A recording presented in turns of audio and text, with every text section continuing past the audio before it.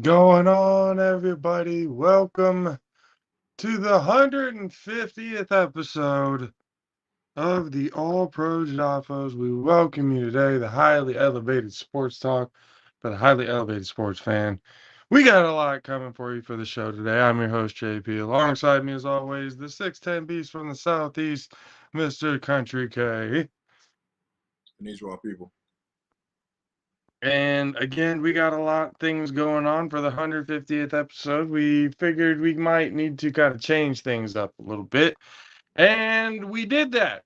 So now we have a college football correspondent, ladies and gentlemen. Later on in the show, you love to hear him talk all the shit in the world. Corey Hammond, the last guest that we had on this show, will be our weekly college football correspondent guest throughout this season. Most of the season, we're going to be covering San Jose State.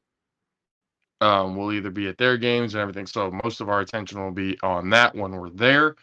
So Corey will be able to be our eyes and ears out in the college football world, outside of what we don't know. So great to have him aboard. We appreciate him agreeing to it.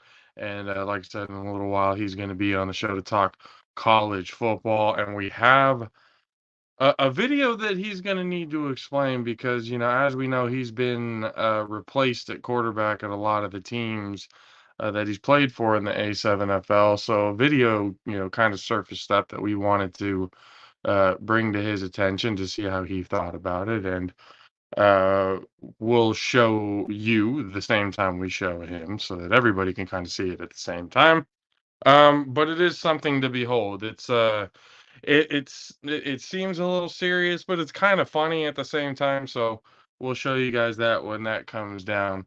But as always, this episode brought to you by Popple, the best digital business card in all of the land. I got the business card from them, and it's been easy. Just tapping it, people scanning the QR code, and everything from the All Pro JAFFOs to Bernina Brooks Productions pops up for them to be able to take a look. And if you want your own stuff to make business cards that much easier instead of carrying 100 around with you at the same time, all you need is one.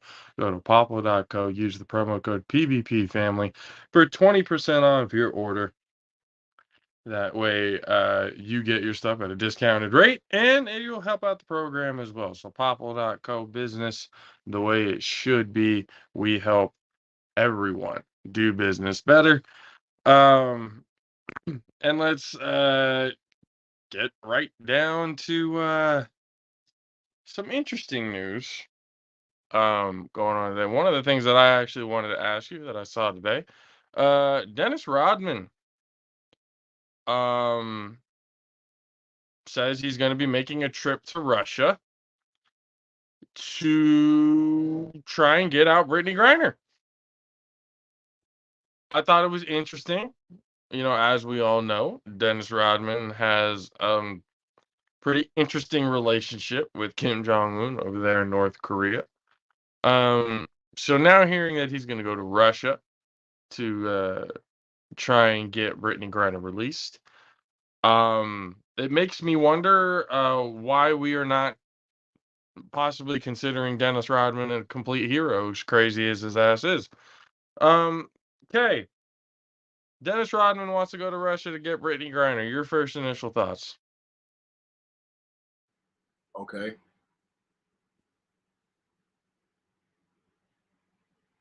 That's about as far. I'm just finding out this for the first time right now. So, and all honesty, my first thought was literally okay, and then my second thought, them crazy motherfuckers like his ass. Like, just like you said, Kim Jong-un like his ass. Trump like his ass. Shit. Trump and Putin was tight, so he probably already talked to Putin before. You know what I'm saying? Probably like his ass too. You know what I'm saying? You never know. Dennis Rodman got a variety of friends, man. Like, if he can get that shit going, then that's what's up. You know what I mean? Like, that's about as much as I can say. I mean, America, politicians in America don't have a good relationship with Putin. So as of right now, don't have a good relationship with Putin. So if Dennis can get out, then he can get out. But what if Dennis Rodman was able to bring back Brittany Griner without a prisoner exchange needing to be made? I mean, again, should we start calling Dennis Rodman a hero at that point? for what? He's making peace with leaders that normally wouldn't make peace with us. How many times do you think Dennis Rodman tried to convince Kim Jong-un just to stop with the nukes, and Kim Jong-un just kind of been like, okay, and stopped with it for a little while? Honestly, bro. Because again, he is crazy. But I don't know if Dennis crazy. he understands To crazy. be all the way honest. Nah, I say He that. may understand it That better I than agree with. most people. Maybe that's why those crazy ass motherfuckers like him, because he understands them. Does that not make him crazy though? Then Not necessarily. Just because you understand something don't mean you crazy. you know how to communicate crazy too. So I mean, if you relate to the motherfucker, you ain't got to necessarily have to communicate on the same level. You can communicate on your level, just morally a way that they can understand. So leave it in the basketball news. KD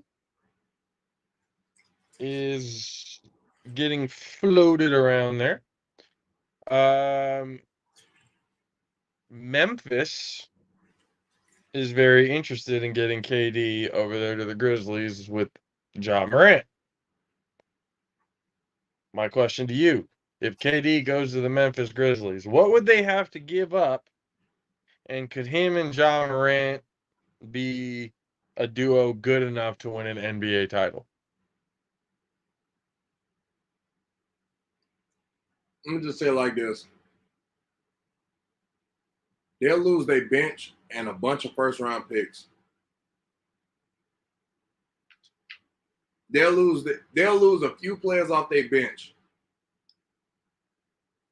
Maybe 2 starters, a few players off their bench, and a couple first round picks.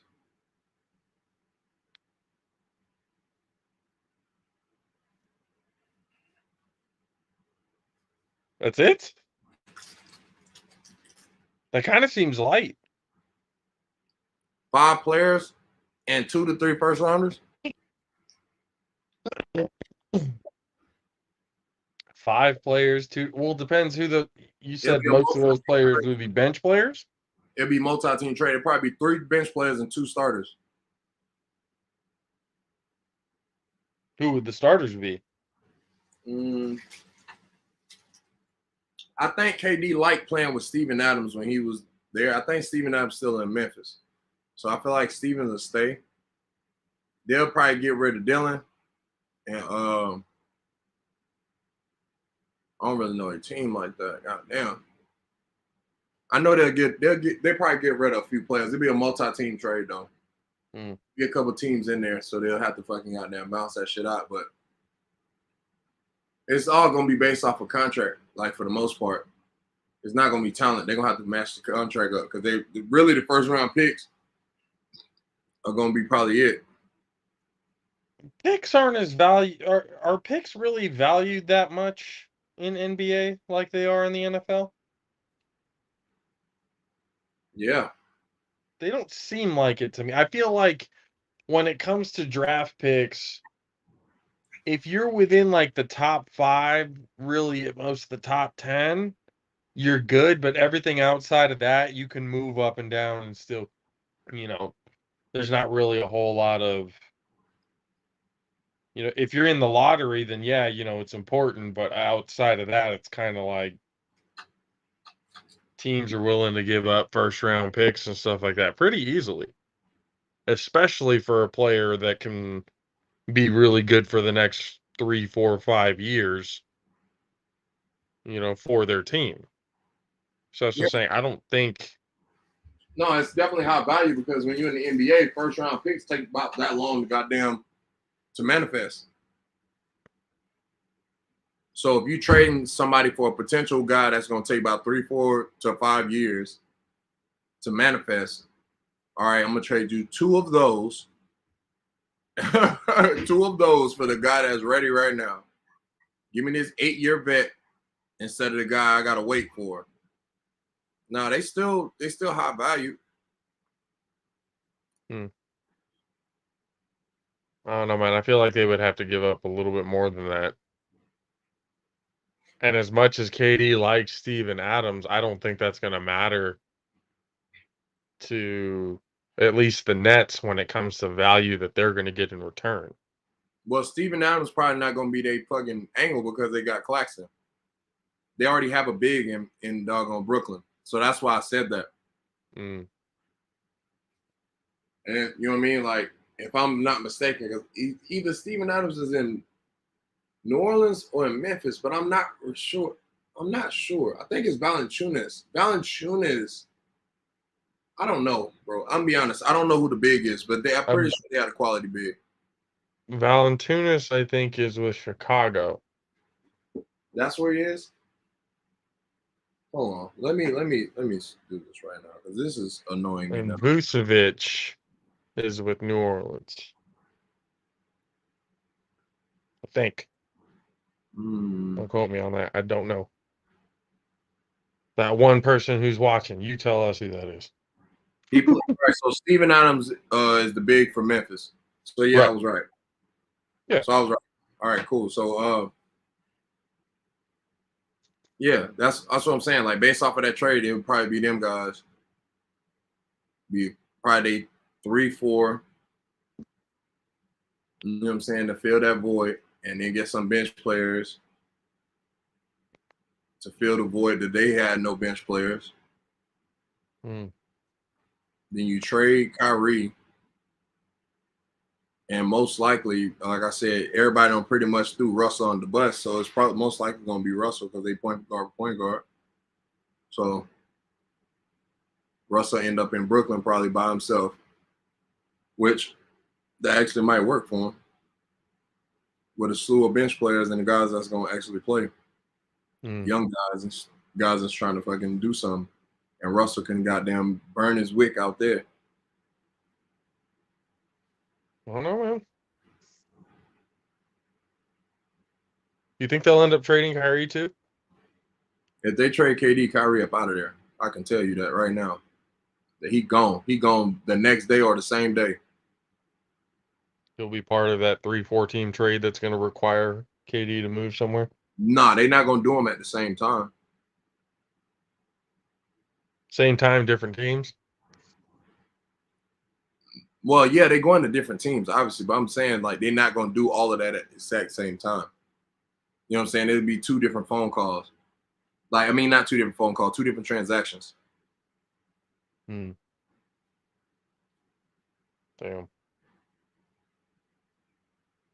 Fucking A. Let's see, that's NBA.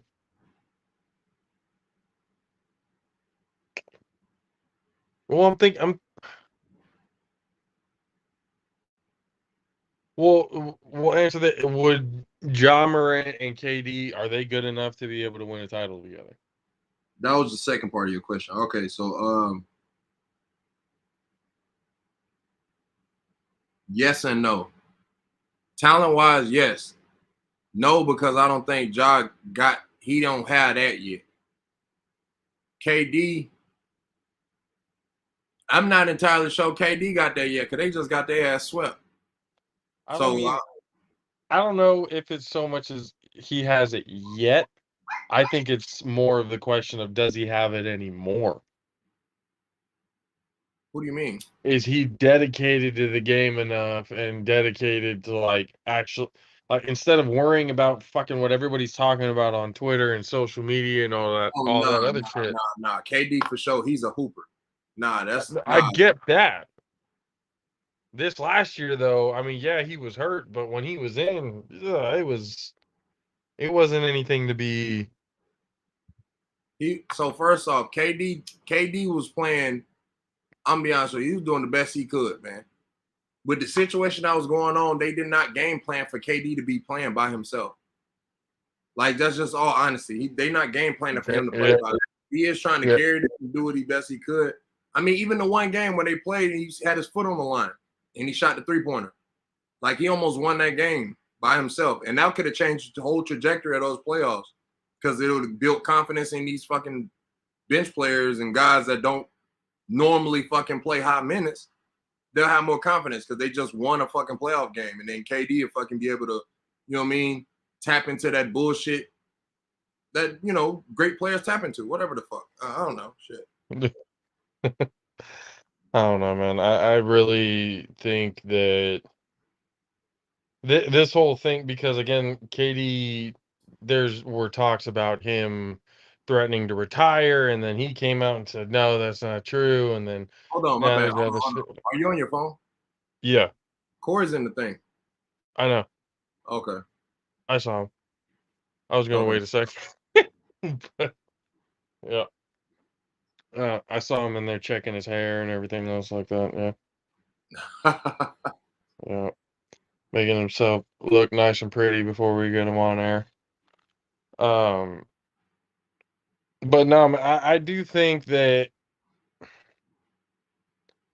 see, with Ja playing against the Warriors and kind of learning, because again, Ja was one of the main reasons that Memphis was even close to contending with the Warriors. Well, yeah, he's the main guy, but I can't give you that because them boys definitely beat y'all one game with just the bench guys and Ja wasn't playing. No, I understand that, but what I'm saying is, if Ja has, he already has a pretty solid bench. If he just has that one more piece to be able to help him out, so he's not always doing everything offensively. Nah, so here's the thing. KD. Here's the thing why I agree but disagree. I agree what you're saying about they need somebody that's ready to go right now. The problem where I disagree is they have a team that can do that. It's just their whole fucking team is young as shit. Like all of them are young, so they still going through those road bumps and shit like that together. You know what I mean? Like, Yeah. you know what I mean? Most of, like Ja's their best player, but most of their team is under 25, if I'm not mistaken. For sure under 30. You know what I mean? So Yeah. like Steven Adams is damn near like the great uncle in that some bitch. Like, you know what I mean? Like, Yeah. But damn, Adams has been in the league for a while. Hey, but he's a good force down the middle though. He's a good fundamental player. oh yeah, he's a great motherfucker. Great Yeah. Aussie. Good I don't know, role player and everything like that. There's a lot about him that I like. I think he's from New Zealand. I'm not exactly sure, to be honest with you. Could be Australian. But Look them up. Fuck but it. but yeah, so from Rodman trying to get Brittany Griner to KD possibly going to Memphis. The NBA is already shaping up with the summer league and everything already done, rookies and stuff like that, all training camp, everything that's about to be going on.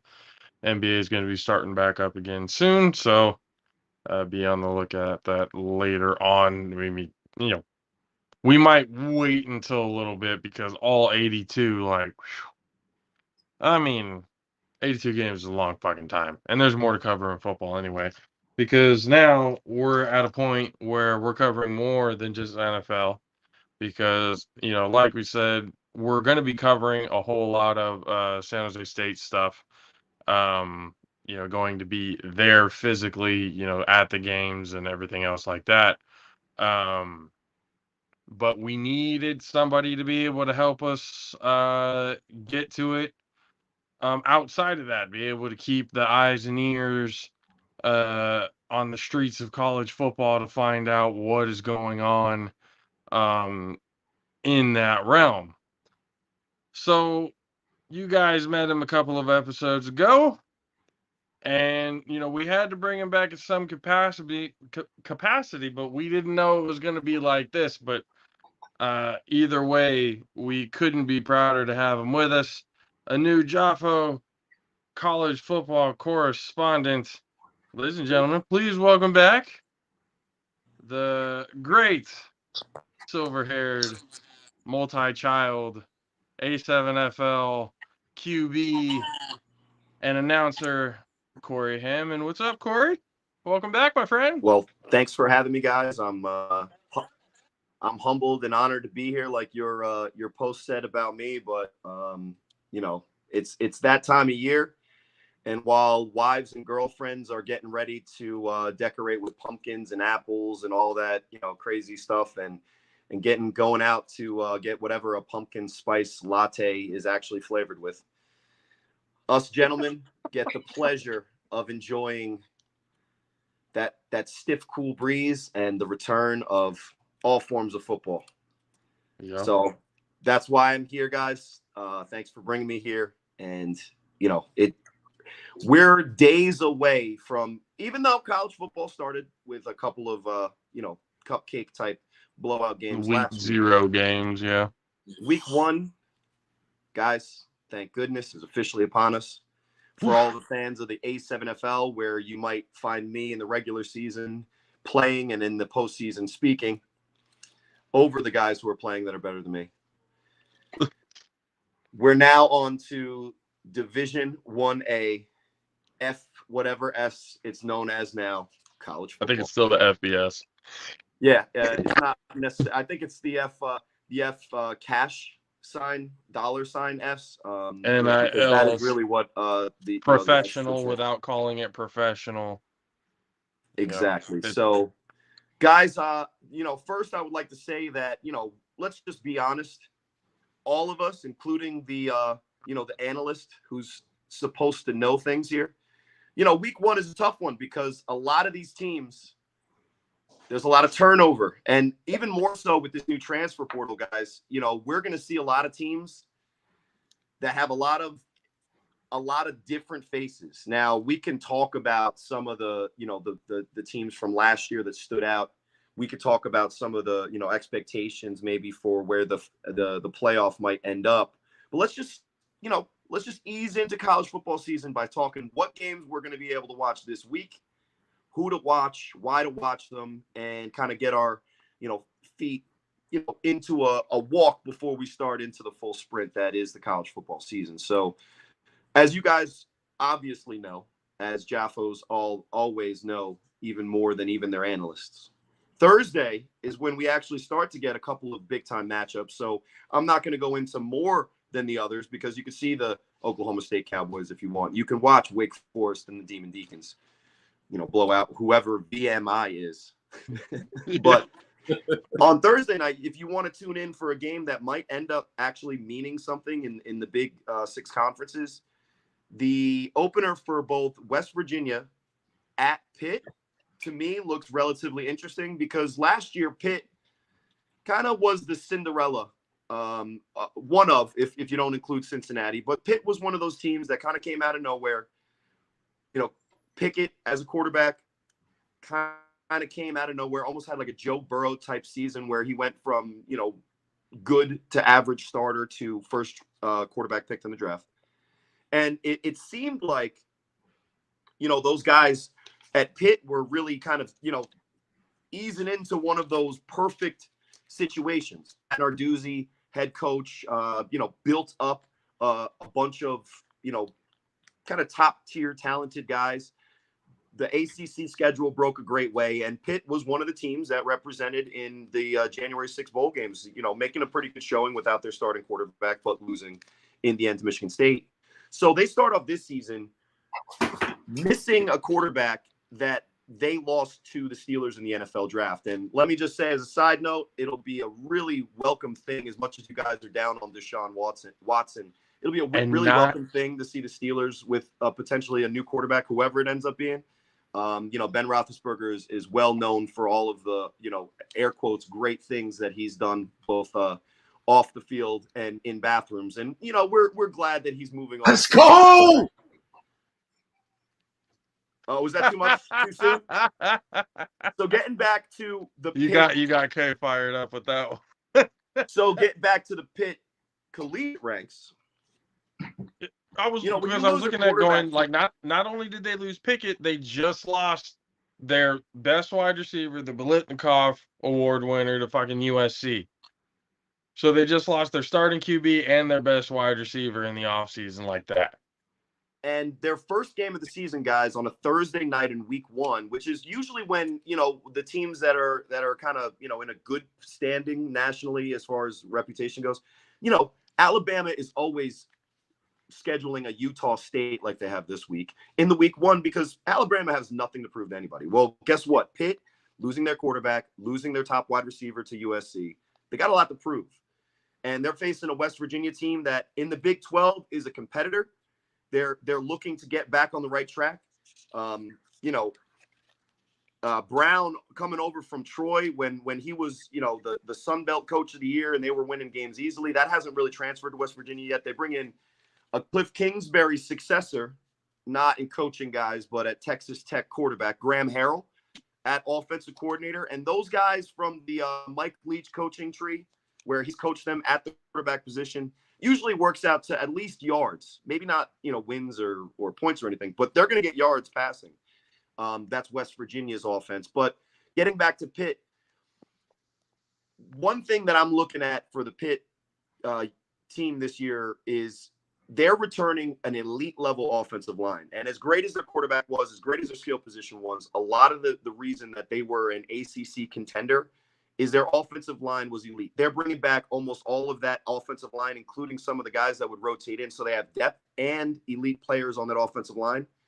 And guys, I don't know if as a West Coast guys, you might remember this name, but in the transfer portal, they lost some talent to USC, but they also gained some.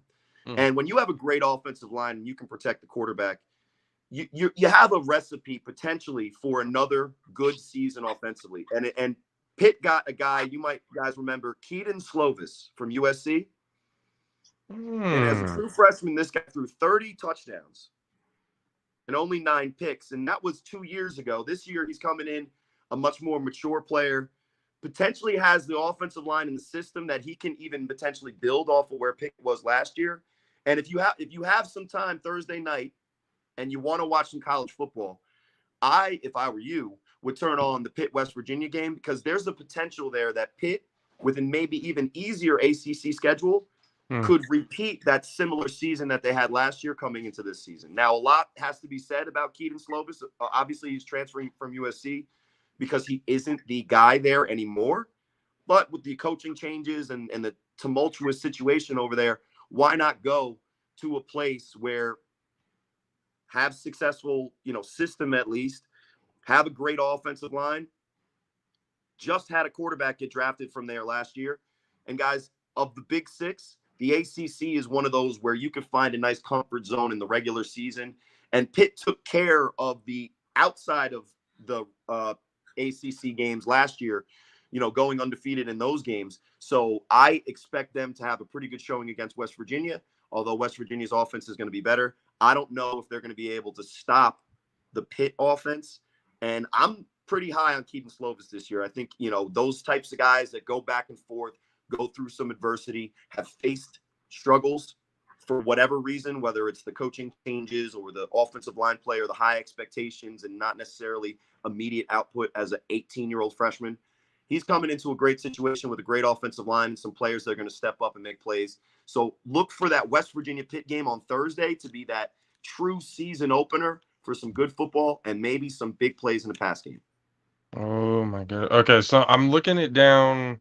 I've been looking down the list, and you can see it down here on the JAFFO ticker for this episode here. All of the top 25 games down, and one that intrigues me the most because again, usually week 1, like you said, all of the top tier teams play these cupcake squads just to get that, you know, get the rust off or whatever, get the one game under their belt so that the rest of the season goes smoothly. And those are a blowouts couple of guys, games. those blowouts guys are bought and paid for with good money from these big time universities. Oh yeah. So they can drub up a 1AA team and get some of their starters some live reps because there's no scrimmages, right? And then now, but when I look at it, I'm like, okay, there are actually some matchups here that are kind of intriguing, and in some cases, some may look at it as a trap game, otherwise can look at it kind of for what it actually is. But the one that actually jumps out to me is, one, how did Notre Dame get the number 5 seed? And two, Notre Dame at Ohio State, the number 5 versus number 2 to start off the week. Caesar Sportsbook has Ohio State favored by 15.5. And ESPN gives them an 83.5% chance of winning. Again, looking at this, even though you look at it as a ranking of Notre Dame being at number 5, I still think this is one of those games that's just kind of a tune-up for Ohio State. Yeah, I mean, when you have the name Notre Dame, and we mentioned another school, USC, and I don't mean South Carolina, I mean Southern Cal, or you have a Michigan, especially preseason, guys, the rankings of those teams are face value, branding more than, in my opinion, they're based in actual fact. So Notre Dame loses their quarterback, has a pretty brand new coach, and there's not much that they say that they are either adding or changing, and they're somehow going to be better than they were last year, which is a stretch for me. And then you look at the Ohio State team.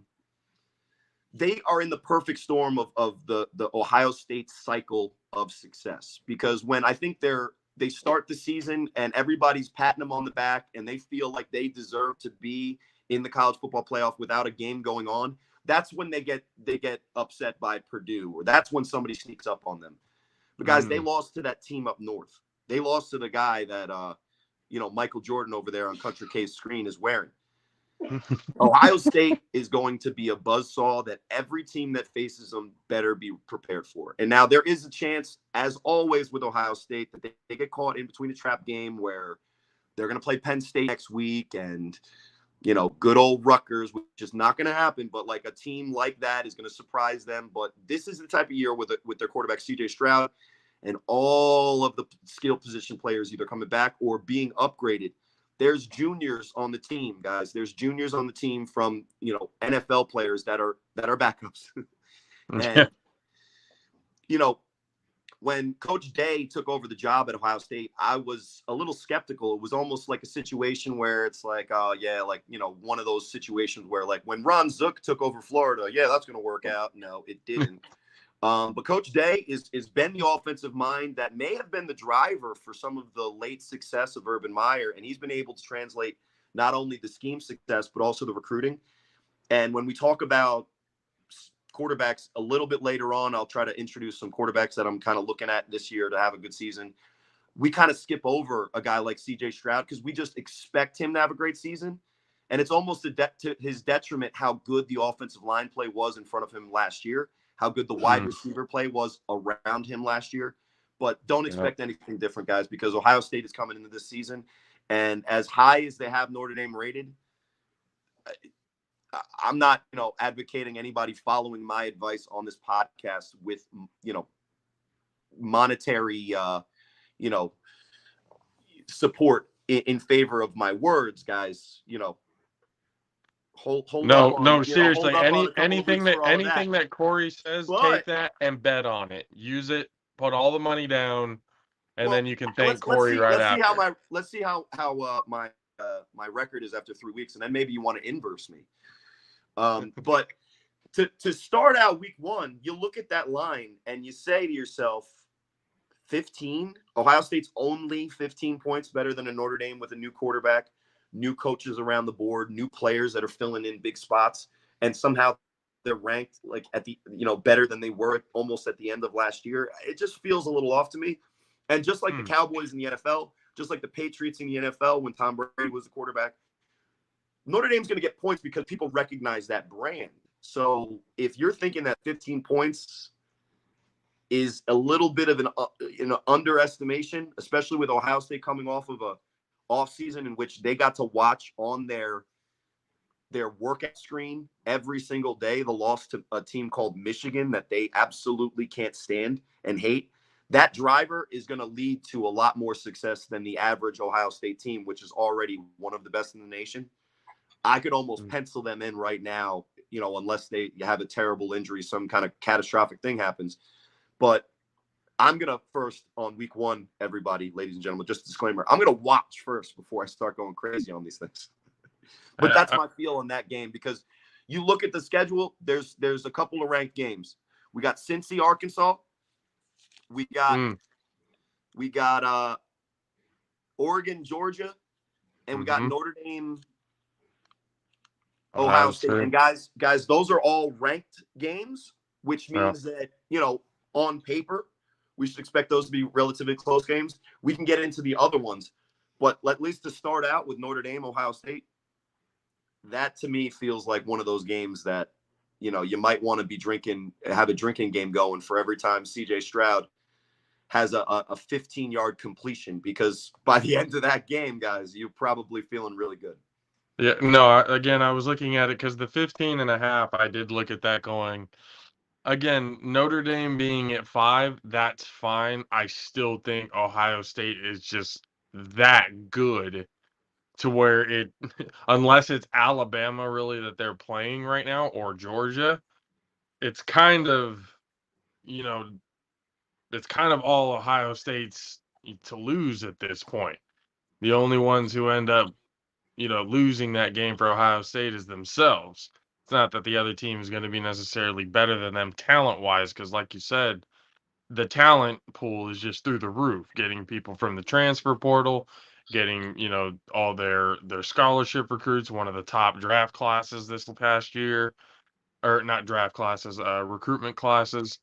Ohio State, CJ Stroud, he's got something to prove this year, for sure, because it's almost a guarantee at this point that after this season, he's going to be putting his name into the draft, and he's probably going to be a top 2, maybe, or top 2, top 3 overall pick, depending how things kind of fall in place. So again, it's all his to lose at this point. But that game, I'm glad you brought up those 2 games, because the other 2 games, because those are the ones that I was actually intrigued the most. Well, let's start with the warm-up one, because Cincy, Arkansas, right? I think that's where I would want to start with those 2 games, because there's a lot to talk about with both of them.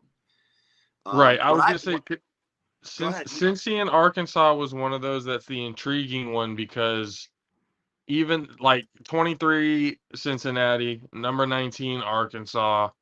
I can't even remember the last time Arkansas was even ranked, so this is actually new to me to see.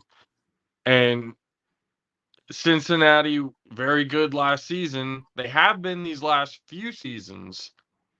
But can they sustain that without Ritter, without losing Sauce on the outside of the DB? So I'm actually thinking, even though they have Arkansas by 7, I'm thinking Cincinnati can easily pull up a quote unquote upset. And to be honest, I wouldn't even call it an upset. I think that's rightfully what should happen this game, despite the ranking. You're saying Cincinnati over Arkansas? Yes. Yeah, and you know what? When you look at what happened last year and you start thinking about what Cincinnati was able to do and the types of opponents that they were playing, maybe you'll see where I'm going. Let's mention old Arkansas, because we forget Arkansas a little bit, because, since Brett Bielema, it's really not been so great over there, and there's been a lot to forget. Arkansas is in the SEC, which means that unless they're a very, very good team, they're not going to do well.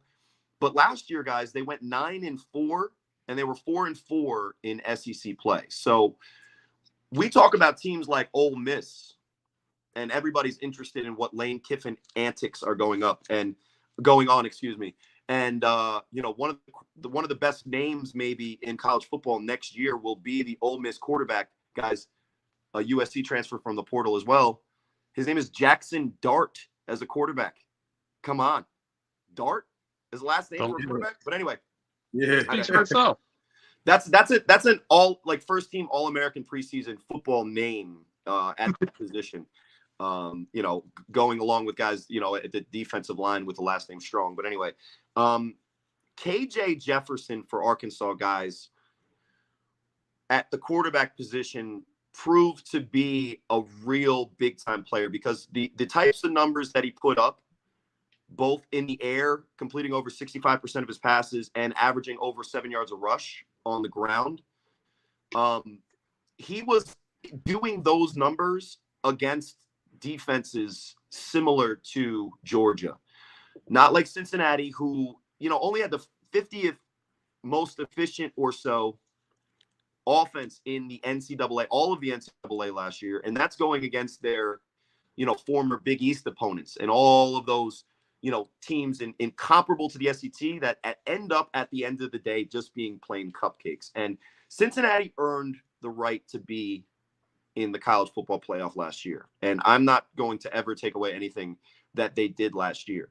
But if you're a Cincinnati fan, what you're hoping for and you're praying for, and this is probably not what they're doing, is that when Desmond Ridder has the opportunity to play in the NFL, like he gets his first couple of actual games, that he's terrible. And let me tell you why. Because if he's great, if he's a very good to great NFL quarterback, what that means is that he's like a generational type of quarterback that Cincinnati is probably not going to be able to get again in recruiting, without, some major changes. And obviously they're going to the Big 12, but, that's another conversation. So if Desmond Ridder is an elite level quarterback on the NFL level, then he's a generational talent that Cincinnati cannot hope for again. And they got a guy, Evan Prater, who is a dual threat quarterback. Guys, he's 6'5", 180, so that might be a thing to maybe look at on the depth chart at who their number 2 quarterback is. But Lamar was about that size back then.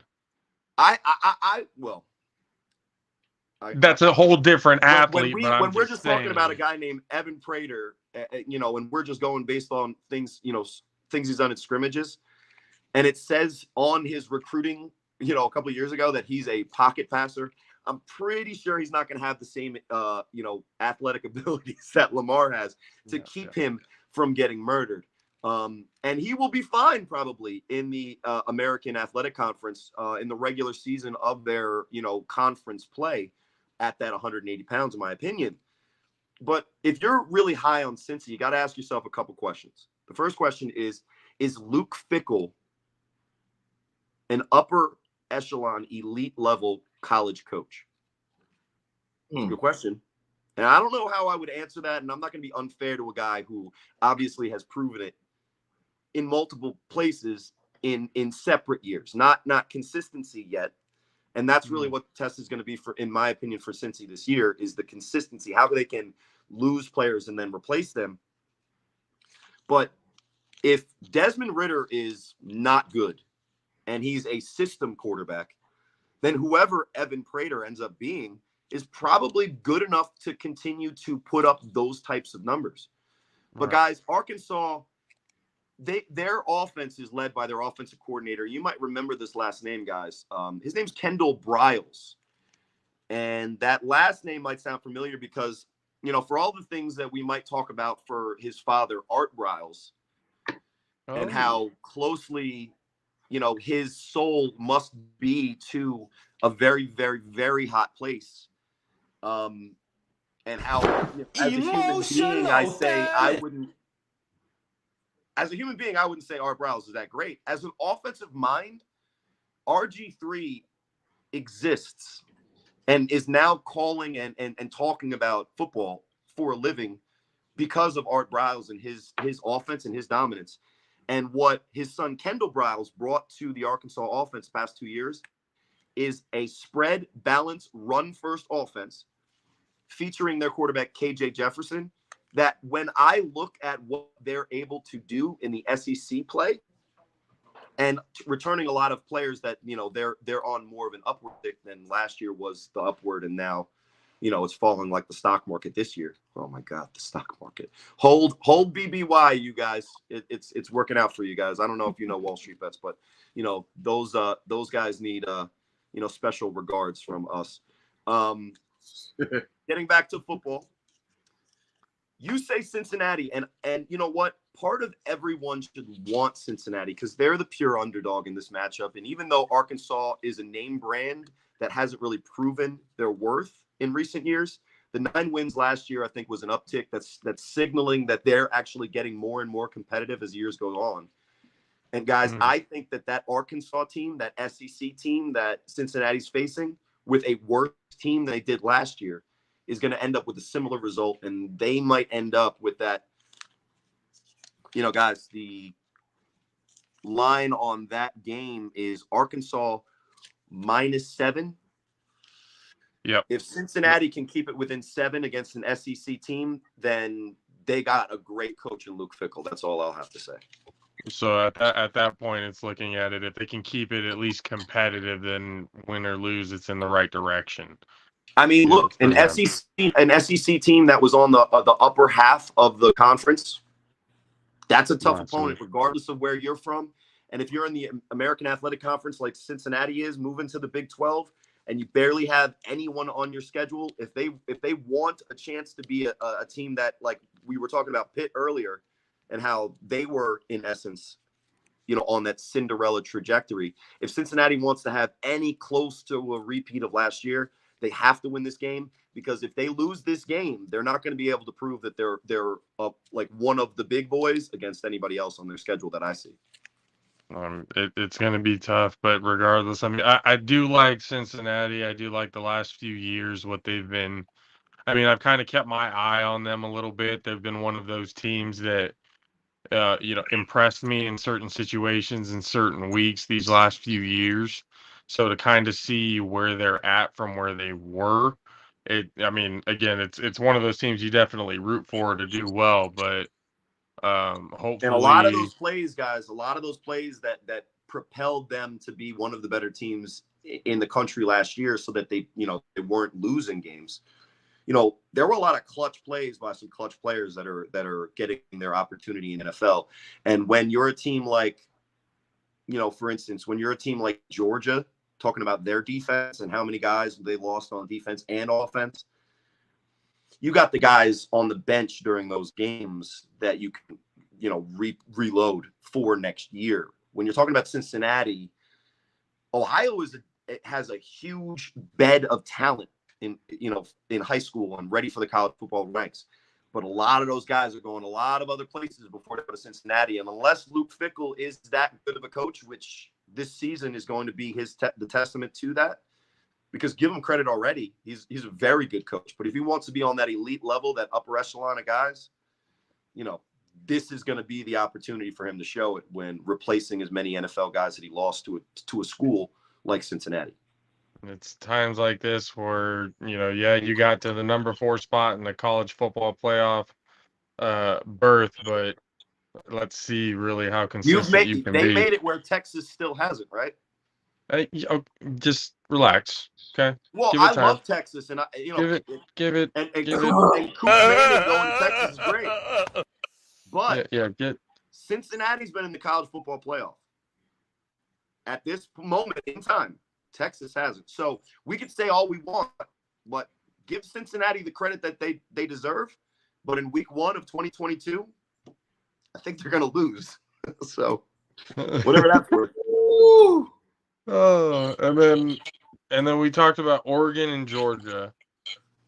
Georgia being number 3, Oregon being number 11. They have Georgia winning by 17.5, which kind of like the Ohio State, 15.5. That to me, I was like, Georgia against Oregon? I feel like it would be more than that, but like you said, they did lose a lot of coach, guys. Because this is what makes this game a little bit interesting. Yeah. You know, Dan Lanning takes over for Oregon, and is one of the first defensive minds to really go there. And as long as I can remember, now, as long as Oregon's been wearing ridiculous uniforms, and as far back as I can remember, as Achilles Smith, which goes to maybe date me, Achilles Smith. Maybe I should say Joey Harrington. Maybe that, but whatever. I don't remember Oregon having any type of coaching on the defensive side of the ball. Basically, with the Nike money, they said, we're going to play fast break basketball. We're going to have basketball shoes. we're going to have bright yellow jerseys so that we can see our receivers in any type of coverage. And we're going to try to score 50. And as long as we don't allow 51, we're going to win. So by far, the best defense in the nation last year was coached by Dan Lanning. Now, Dan Lanning is a name for the Georgia defense that wasn't on the field. And if we're being honest with ourselves, a lot of what Georgia did on defense has a lot to do with the people that were on the field. And when I say people, I use that term loosely because thank God, guys, I play in the A7FL and I don't play in the SEC. Jordan If I had Davis, no pads on they're against all... these guys, I would not be here to speak with you or to procreate as often as Matt Ryan thinks that I do. Shout out to Matt Ryan and Rob Fabian, my partners on the A7FL 3-on-1 podcast.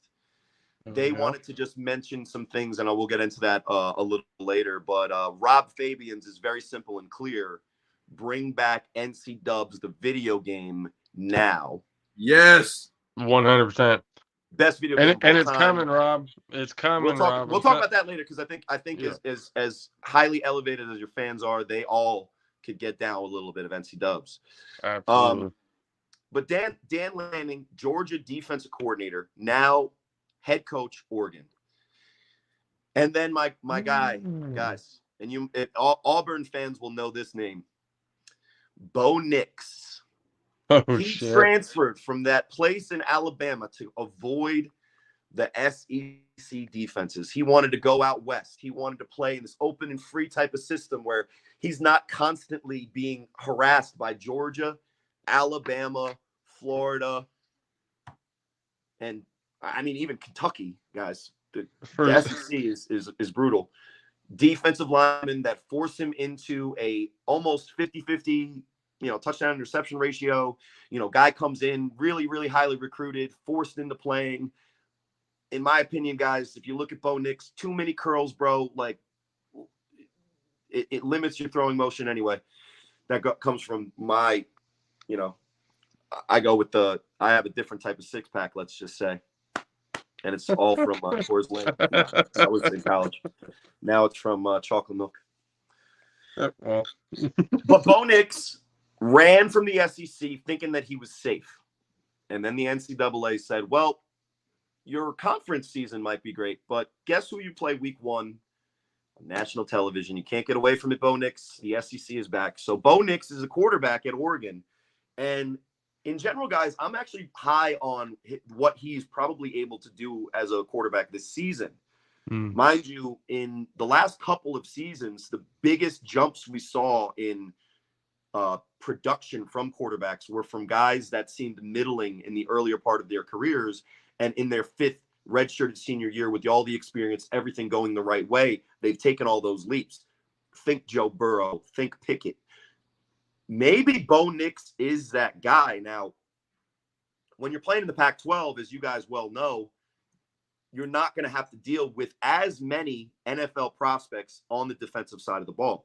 Pac-12 is still a great brand of football. It's a shame that all of us East Coast guys miss out all in the 10 o'clock games because I'm just going to be honest. I skew offense. I play quarterback. I'm not looking to watch a Big Ten, Penn State, versus, Purdue 10 versus 9 game. And everybody's, drinking beer and pounding their chest and saying the chants in the stands. But basically all it is just cold and miserable. Pac-12 is a good brand of football. I'm not knocking it. But when Oregon starts their season off with a brand new coach, brand new quarterback, similar theme here to the Notre Dame thing. As great as Dan Lanning is, he is not bringing over from the transfer portal the guys that were either on his team last year at Georgia or were behind him, and he's facing those guys now. And you said the spread was how many points? They have Georgia at 17.5. The under overs at 50. The under 3-11 guys. A 3-11 guys. And it's at Georgia. So Oregon has to fly all the way across the country, which for whatever reason people keep talking about as a thing in football. Like it's what? Just fly there. Come on. I play football with no pads and no offensive line if you watch the film. But jeez. And tune into the podcast because we have big news, free agency news on the A7FL, guys. I'll go into plugs later. Let's just finish this game. Georgia is one of those teams, guys, that we could agree with their quarterback returning. And for all you could say negative about Stetson Bennett, he's the anti-Bo Nix. Bo Nix came into college. He was touted. Oh, this freshman is what everybody should be watching. He was at the Elite 11 camp in shorts and a T-shirt. This kid could throw a bullet. Well, Stetson Bennett is not. He's the scrapper. He's the guy who had to fight for even a job on the roster. He's the guy who they didn't even want to be the starter last year. It was JT Daniels' job, which might be the name of my segment here is USC transfer quarterbacks because this is the third time I've mentioned it. But they thought JT Daniels was going to be the quarterback for Georgia last year, excuse me. And Stetson Bennett. Hold on a second. Okay, do you hear that? I can hear you. Am I breaking up? No, I'm saying, Kay, can you hear his side doing that? I can hear you sound real robotic. I can hear Corey clearly. I hear Country K perfect over there. Y'all Jay, stay you gotta have a conversation with whatever you're looking into right now. Yeah, you got to fight that robot, dude. Yeah, you got to speak softly and carry a big stick is what President said. Yeah. I don't know if that perfectly fits, but I mean, you apply it the right way. It works in some rooms. There we go. That should be okay. That seems better. Yeah, it's a lot better. Maybe I just had to go in and out for a quick second. So that is what she said, though. Yeah, every time. There we go. Yeah, we're good. We're good now. As you're saying, you missed a groundbreaking point about Georgia. You missed my Stetson Bennett is the anti-Bo Nix. And what he's probably going to do to that Oregon defense with good coaching now, but maybe not the best players, is going to look a lot more like what was happening to Bo Nix Auburn defense. And poor Bo Nix tried to run away from the SEC, but there's nowhere to hide from Georgia this weekend. Well, and that's 17 points. There's also like 40 teams in the SEC, so eventually you're going to run into one of them somewhere in non-conference play if you're not already in the SEC. Yeah, but well, especially if you play for Oregon, and they regularly schedule that opening week game against a top tier opponent because they don't want to catch them when they're in stride.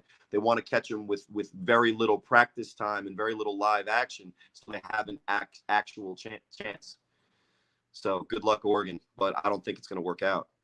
I mean, 17.5 is the under over is 52. I might even take the over because, historically, Oregon's had a great, like you said, they've had a great offense, but defensively, it's just they're not there. ESPN has Georgia winning at 91, or they have them at a 91% win chance. Yeah, they have 91% chance for them.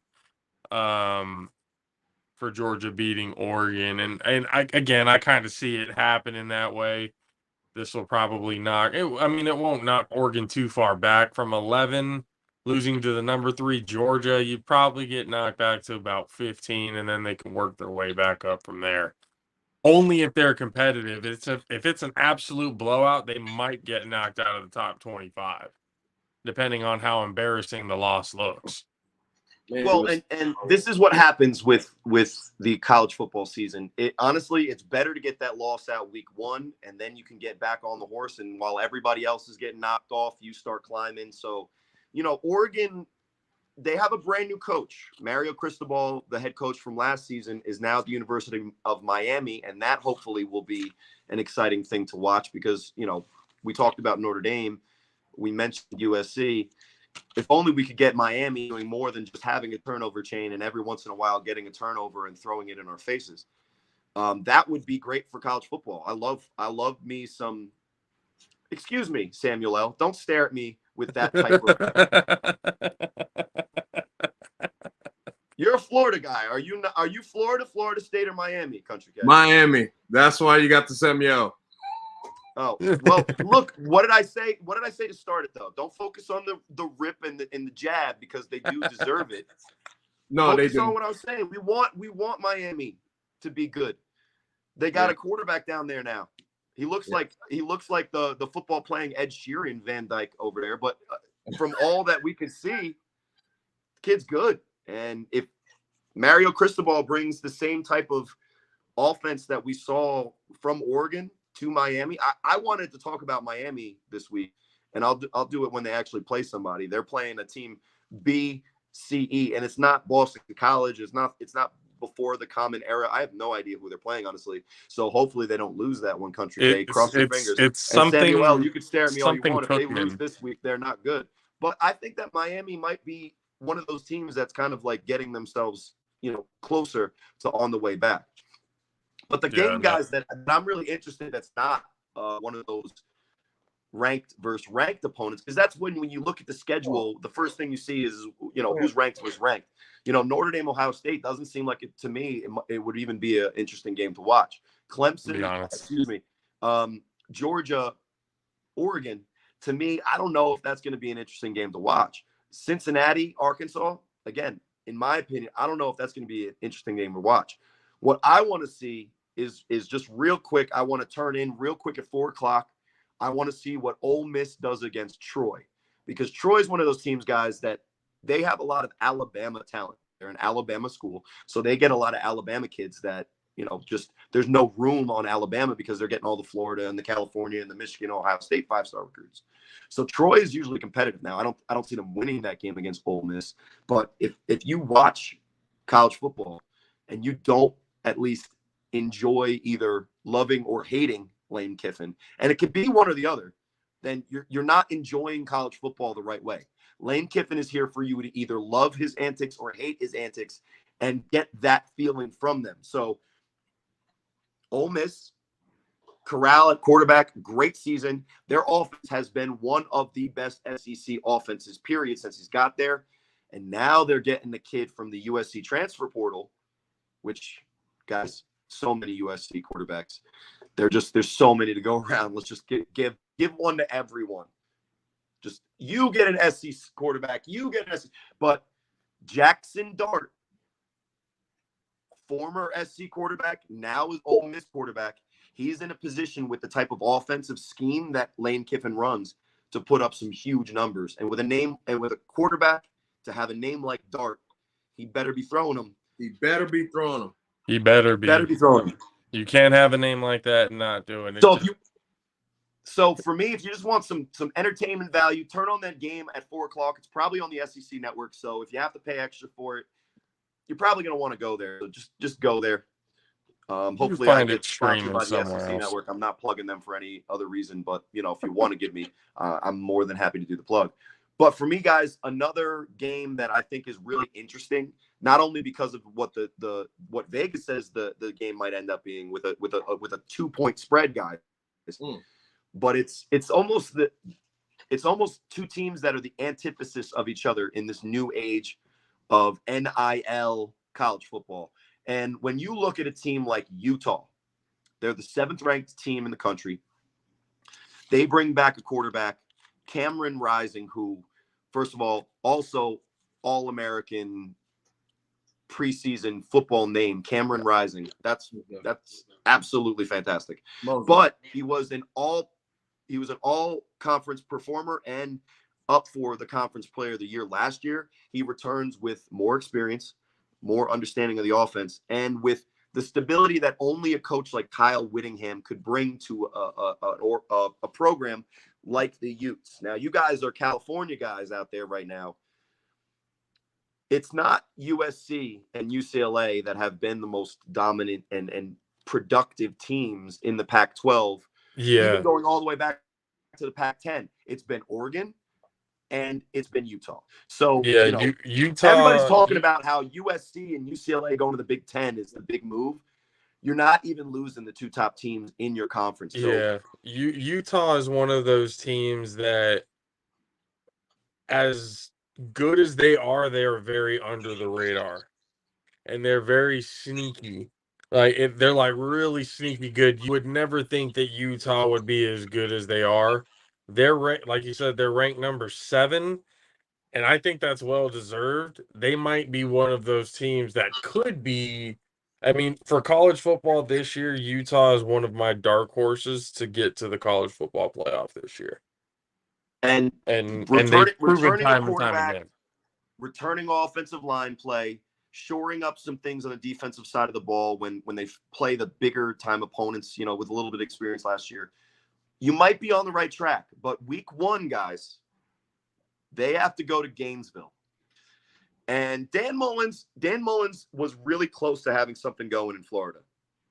He's an Alabama, shoot off coach, and those guys have been hit or miss. Those guys that left Saban. But what Dan Mullins was able to do in Mississippi State and then Florida was he was able to recruit and have offenses produce. Now, if we go back to those couple of years and those near misses, if he wins one of those games against Alabama with Kyle Trask at quarterback, or with some of the, smoke and mirrors that they had to pull last year to do anything, Dan Mullins probably still has his job. But it's Florida. And just like we talked about, Texas, SC, Miami, if you're not even close to a national championship, you're getting fired. So they have a new coach, guys, Billy Napier. Now, he was an Arizona State offensive coordinator, put up numbers, then got his opportunity to cut his teeth at Louisiana Lafayette, put up numbers. Now he finally has his first head coaching job, guys, and he's a young guy. He's kind of the anti-Kyle Whittingham. Kyle Whittingham is your old school coach. I doubt there's a position in the Utah coaching staff, and I quote, Director of Player Engagement and NIL. Well, that is a position on Napier's staff at Florida because he is that next level coach. So not only does he have a scheme that puts up a lot of points, not only does he have the personality that he's able to recruit, but he's going to take advantage of all of the millions and millions of dollars that Florida has to offer to potential recruits to get them there. So they have a quarterback in Anthony Richardson, which we don't know about. Florida could be one of those teams in the SEC that either takes a big jump or completely bleeps the bed. And I'm trying to be a little bit, I almost got a little crazy last time I was on because we were having so much fun. I'll only say fuck once to say I won't say fuck. Wait. No, I was about to say, I'm like, did you just bleep? No, we don't have to bleep. But then I said, I'll only say fuck the once just to say fuck the once. And I said it now 4 times. So I'm having fun here a little bit. But getting back to Florida, they're the new wave, the new style of coach with Billy Napier. They're going to get the most money for their players there. They're going to get guys involved with Director of Recruiting Innovation, Director of Player Engagement and NIL. There's a Director of Game-Changing Dynamics. None of these things make any sense to guys like us, but for these kids that can't pull their eyes away from TikTok or Snapchat or whatever the fuck they're doing, to curse one more time, you're going to need a coach that kind of understands how to speak to these idiots. And I have a 13-year-old, and it's getting more and more apparent that this new wave of athlete and children is really tough to deal with. Billy Napier's on the way of getting these kids paid, getting these kids on social media and Instagram, trying to coach them in the new wave of what it means to be a college and soon to be professional athlete. And with the funding and the resources at Florida, you think that Louisiana Lafayette was good, being ranked 16th in the AP 25 poll at the end of last season? Expect hypothetically, potentially big things from Florida. And as high as you are on Utah, guys, they're only favored by 2 going to Gainesville in week 1. So look for that probably to be the game with 2 teams that, one, Florida comes in with all of the swag, all of the funding, all of the talent, all of the new wave. But Utah comes with that old school, gritty, grinding, 3-star recruits that turn into great players in the system. And it's going to be interesting to see how that ends up going, because I can't tell you what Florida is going to look like with a brand new coach and brand new skill position players all over the place. I can tell you what Utah is going to look like, but with Vegas telling me that they're not sure, that's probably the game that if I want to watch and enjoy myself and, you know, get some highly elevated type of perspective, you know, you can sit down and watch that game, and I'm sure you're going to see something that you enjoy. No, absolutely. Again, just being able to talk about it now, the time has come for college football, professional, all of it coming back. It's just a great time of the year to be alive and to be a sports fan. So this week, for week 1, out of all the games that are out from top 25 ranked to, you know, wherever it is, what is Corey Hammond's game of the week? My game of the week in game that you should watch is going to be the Utah-Florida game, because I have a feeling that -2 spread is going to be pretty spot on. And as good as Utah is and is going to be this year, the fact is that when you play an SEC team, when you're not an SEC team, you better bring your 100% A game, no cap, as the kids might say. I don't know. I would be a terrible college recruiter. I don't know what the fuck I would say to these kids to come to my school, other than if you want to win, come in. I hopefully would be at a program that was winning. But if I'm watching football to enjoy myself and I just want to have a good time, I might turn on Ole Miss Troy and watch whatever the fuck it is Lane Kiffin's going to be doing this weekend, because I'm pretty sure it'll be entertaining one way or another. Lane Kiffin, that fucking guy. Love Corey, him, hate him. He's something. And before I let you go, I'm going to give you guys, you know, just for preseason, some quarterbacks to keep your eye on, because if you don't know who Bryce Young is, he won a Heisman and he's returning and he plays for Alabama. So, you know, go from under wherever you're hiding. That's Bryce Young. And CJ Stroud, I think, is going to have a great season at Ohio State. So let's just skip those guys. But as a quarterback, as a 35-year-old watching younger kids do stuff and wishing that I had maybe even a quarter of the talent when I was their age, I will say that the quarterbacks that I'm watching out for, and I'll start in the West Coast, guys. For Stanford, there's a kid, Tanner McKee. Now, he's a little bit older than your normal college junior. I believe he's either a sophomore on the field or a junior, because he did an LDS mission, which is, for those who don't know, the Jesus Christ of Latter-day Saints, Mormonism. They send these kids all around the world. They come back mature.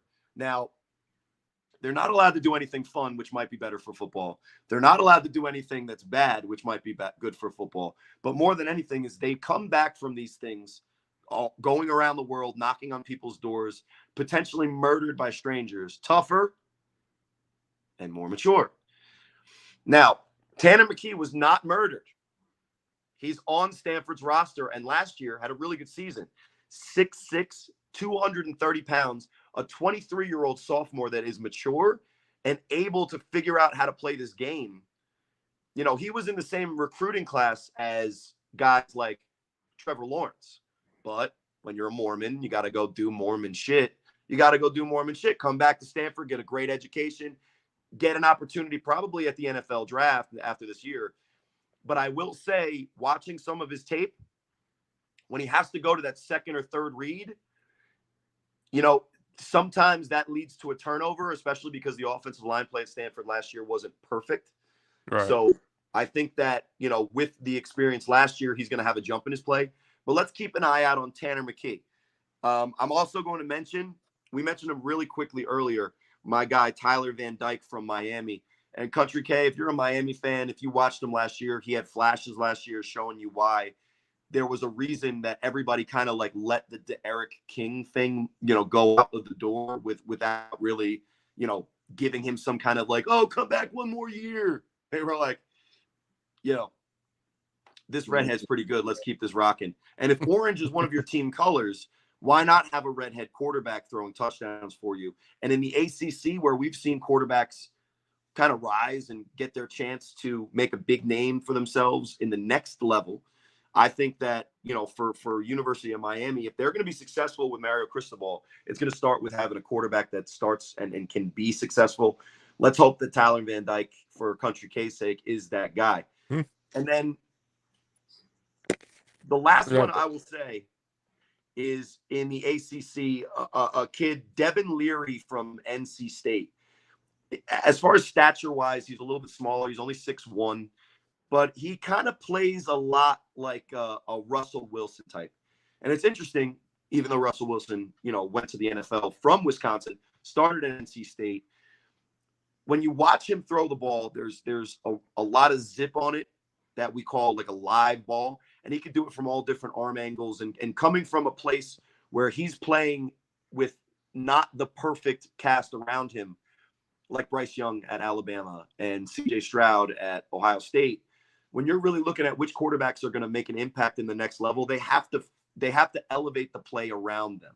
They have to be on a team with guys that are a little bit above average and make them good to great. And I think that what we saw from Devin Leary last year for NC State is he has that ability. And with another year under his belt, maybe guys, he's the next guy that takes that huge leap, that quantum leap. And I could see Leary being one of the guys we talk about at the end of the year. That's one of the best quarterbacks in NCAA. There it is. And again, appreciate it, Corey, for coming on and giving time and everything. But before we let you go and everything else like that, because I found something the other day. As we know, you are a former A-sub NFL quarterback. Hopefully to probably get back into it this year. And I played last year. I just didn't play every down. Okay. I've never not been on a roster. So I am the OG, but that doesn't mean that I'm not also current. So as now, great as I look, last year I played. I had 9 touchdowns, 3 interceptions. Come on, you got to give me. You got to give me credit. Now my team didn't make the playoffs. Fair. So you didn't see me in the playoffs. Playoffs? Yeah, we're talking about playoffs. I wasn't there. But go ahead, Jay. we remember the last time, telling us, as many teams as you've been on getting replaced by all these other players and stuff like that, how petty you are and how, sometimes you just want to get back at these teams. Well, apparently there's a video of one of these confrontations. I guess there was an art, almost like a time break. You're picking this guy over me. I've done this whole.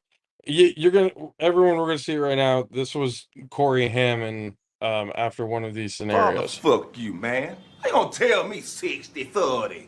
You don't dictate to me. I'm Floyd motherfucking Henderson. You have Mark. I made you and that motherfucker.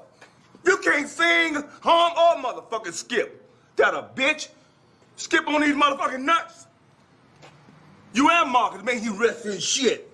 Motherfucker, I'm Floyd fucking Henderson. You possum face motherfucker. So let me just say the lighting's a little bit bad, and it was just coming off of the season, so I did have tan skin.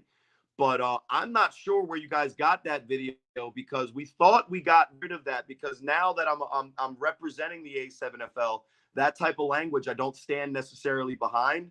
But shout out to Legend A, Samuel Jackson, for just making faces in that video and making it, stairs motherfuckerly is something that is a skill.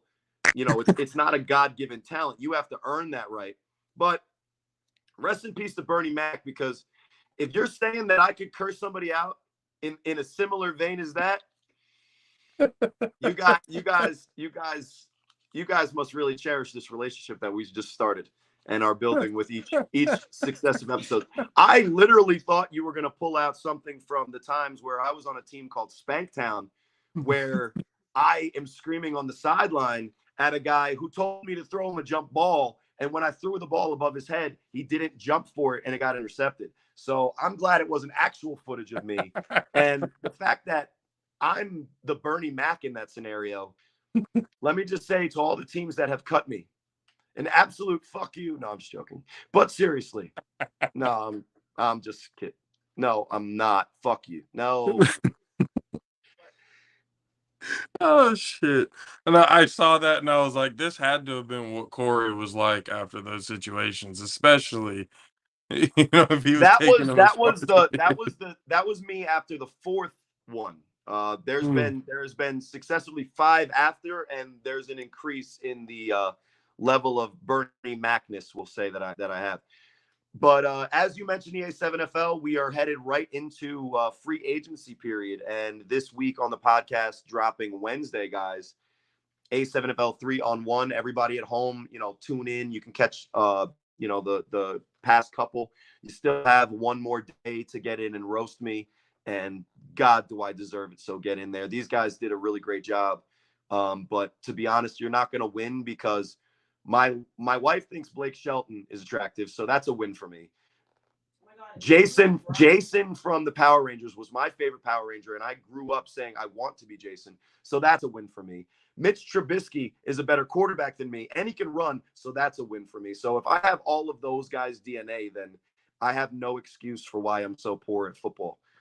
No, I'm one of the leaders in yardage in A7FL history. So I won't say I'm bad, but I'm certainly a compiler. But again, all that said, go roast me on Twitter, Facebook, A7FL 3-on-1 podcast. And if you think I'm annoying, you'll probably be happier with the fact that Matt Ryan and Rob Fabian are on it to also roast me and make me feel as humble as I should, because Rob Fabian is constantly reminding me of his 2 championships, and Matt Ryan trolls me every time we start a podcast by reminding not only the fans at home, but myself of those 2 championships. And I have 1 playoff win. So It's gonna keep coming up until this next year when you come up and maybe you win a championship, Corey. We'll see. Maybe at the end of this whole thing, maybe news you on the can be sitting podcast. on the couch, Next year. chilling with the trophy. Just, you know what? I did it, guys. I did it. We're gonna have that Michael Jordan moment, man. That's gonna happen. If I do, guys, I'm coming on here with it, and I'm drinking something out of it. And since it's an expletive, enthusiastic show, I might be a little bit reckless that day. But that's fine. Since I have a much better chance of coming on next week and talking college football, I'll be prepared for that much sooner and much more realistically. It's all good. Corey Hammond, thank you, my friend, for coming on, and we will see you again next week for some more college football action and talk.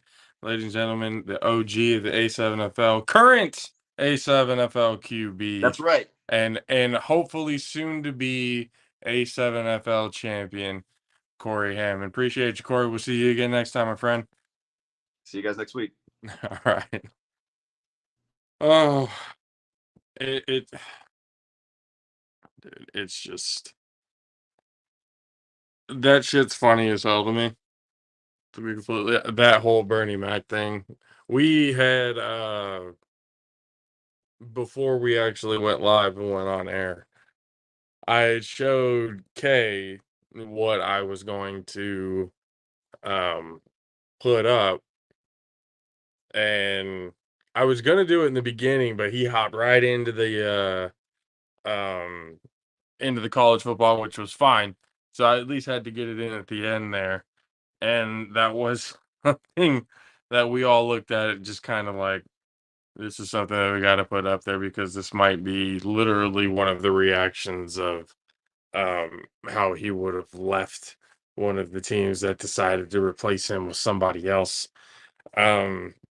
But good to have Corey on again. He's going to be somebody that we're going to have on a weekly basis, talking college football, getting updates on the A7FL in the process. So definitely be on the lookout for that, and then go follow him, Corey Hammond, A7FL. Once again, appreciate him for coming on, talking with Matt, and hopefully we can get Big Rob Fabian, on here to talk about his time in the A7FL. Maybe he can actually talk about his championship reigns that he got to enjoy, and maybe get to hear his thoughts on Corey Hammond. So once again, appreciate Corey for coming on and talking college football. A lot of good stuff. We're excited. College football is starting. We're excited football season is here. It gives us a lot to talk about. Fantasy football season's coming up. Once again, you guys know, go to the Instagram and the Twitter. Go to the post. They're both pinned. Like, follow, comment your best team name, and the best team names will get an invite for the JAFFO Fantasy Football League Season 2 this year. The winner of the tournament gets $200.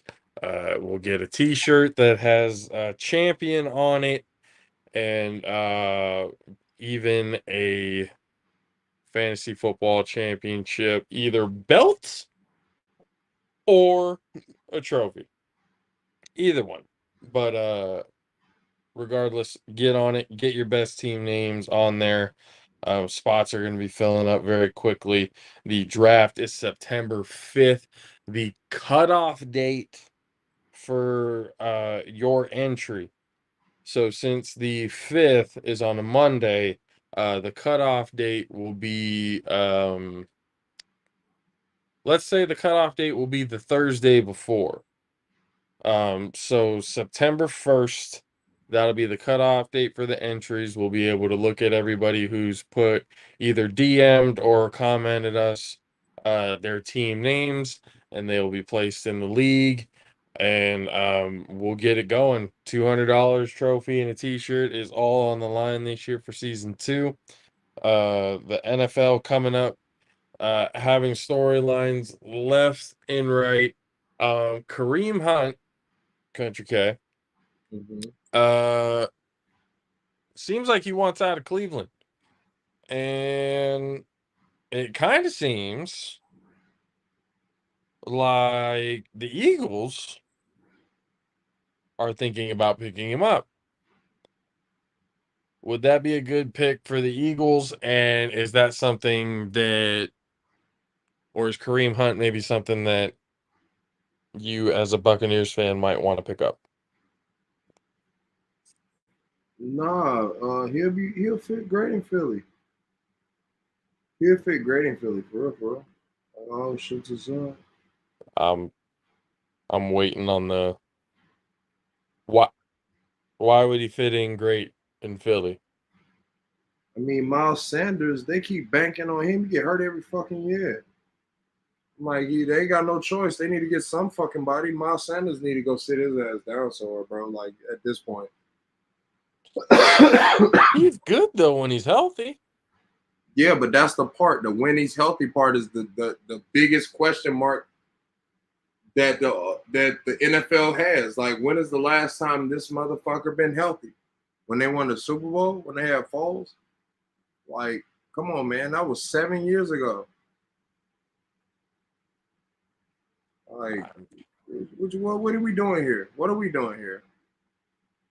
Well, I mean, if Kareem Hunt leaves, I mean, that obviously leaves Nick Chubb to carry the majority of the load. And then the other dude, God damn it, what's his name? It was a two-part name, something Johnson something. I have no idea who you're talking about. He was the one who was in when Kareem Hunt and Nick Chubb were both hurt in the beginning of the year. Dearness Johnson? Yeah, there we go. He could be a viable number 2. Yeah, no, he'll be the number 2. What would Philly give up for Kareem Hunt, though? I mean, probably a second or some shit. A second? Yeah, what you think? You think people forgot he kicked somebody in the doggone Vegas hotel? A lot of people don't want that on their team. So Kareem Hunt got to remember he did that. A lot of people still see you a certain way. Like, yes, you're a talent, but it's not like you're the guy. You know what I'm saying? You weren't the guy in Cleveland. It was a two-pronged attack. So it's like, all right, I mean, you good, but you weren't the guy. So, I mean.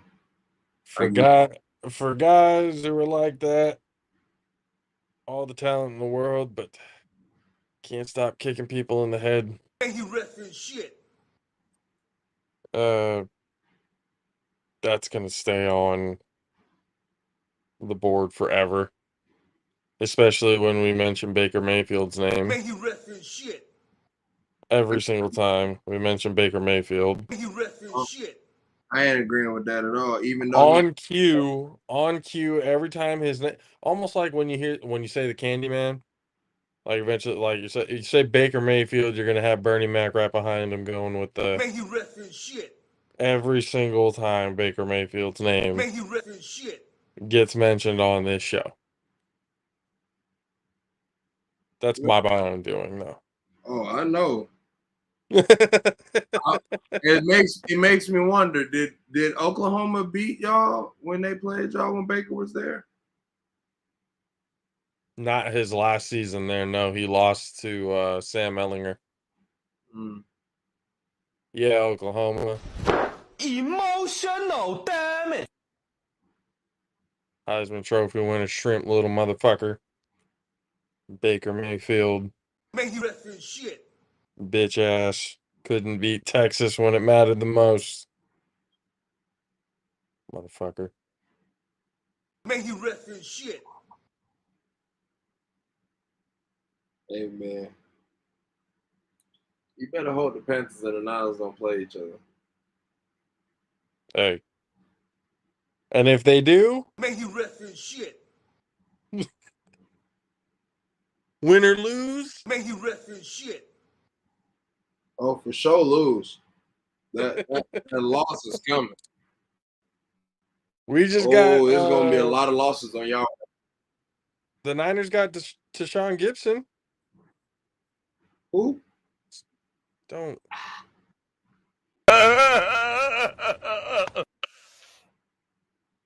This man said, Gibson. I hope you ain't talking about Buddy from the fucking. Used to be for Houston. Safety for Houston. Houston, man, get the. I was gonna say the doggone Commanders. Man, if you don't get the fuck out of here, Josh. Houston. Deshaun, he played for Houston, and I'm pretty sure he played for Jacksonville at one point. Bro, you said two of the sorriest defenses I've seen in the last 5 years, bro. He wasn't the reason why they were sorry. Shit, he wasn't the reason why they goddamn won. I can tell you that much. Shit. Oh, don't be like that. If I had a rock, I'll bust your head, bitch.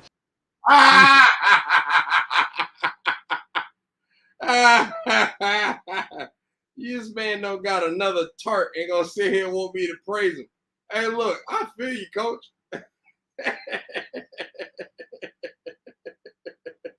I'm gonna have fun with the Bernie board, which, again, shout out to my wife. She gave me the idea because she loves that soundbite. By the way, like every time she hears that soundbite, don't be like that. If I had a rock, I'll bust your head, bitch. She just dies she's like, hey, mammy. That right over there is my mammy. Hey, mammy. That part for her, like, so having a Bernie board now. So if you have any good quick man, he rest in shit. type of soundboard stuff. Oh, don't be like that. If I had a rock, I'll bust your head, bitch. That we can use on the show to add to the Bernie board, by all means, please do, because can't get enough of this shit. The right time, that shit could work perfectly because Bernie Mac always had the best stuff. So shout out to the wife for the idea, for the Bernie board, the birth of the Bernie board. Thought it was a pretty good idea because, again, you could find anything, any quote, and it'll apply to everything that we kind of talk about on the show. Yeah, and he's one of the greatest comedians of all time, so I can't go wrong with that. Most definitely. Most definitely. Great idea. Brady's back. I'm not surprised. Does that matter? I mean, no. Still nobody knows the reason, but I mean, you're not gonna find out firstly, and then secondly, never ever. He came back exactly when the fuck he said he was gonna come back. Yep. Exactly when Todd Bowles said he was gonna come back, and everybody was losing their shit a few days ago, unnecessarily.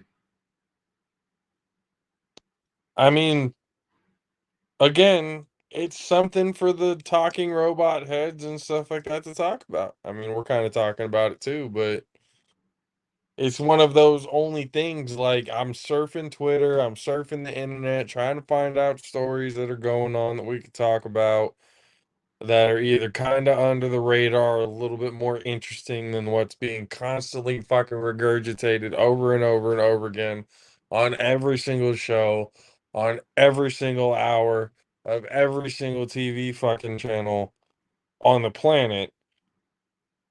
All they're really talking about is Tom Brady's still not out of practice. Tom Brady's still not out of practice. The coaches don't know. The coaches aren't saying anything. Well, that doesn't mean the coaches don't know. But hey, nobody knows because Tom Brady's not going to ever disclose what the fuck it was that the reason why he had to leave.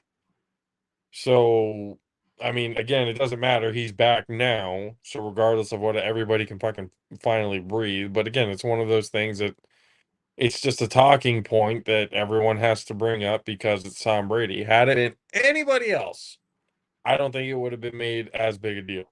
But because it's Tom Brady missing practice and preseason time, well, first time he's missed preseason time in, fucking forever. So what? It's preseason. You know he's going to play. Yep. But I don't understand what the big deal is. But, I mean, it is what it is. Also, okay. Have you seen the Manti Te'o documentary, the Untold documentary on Netflix?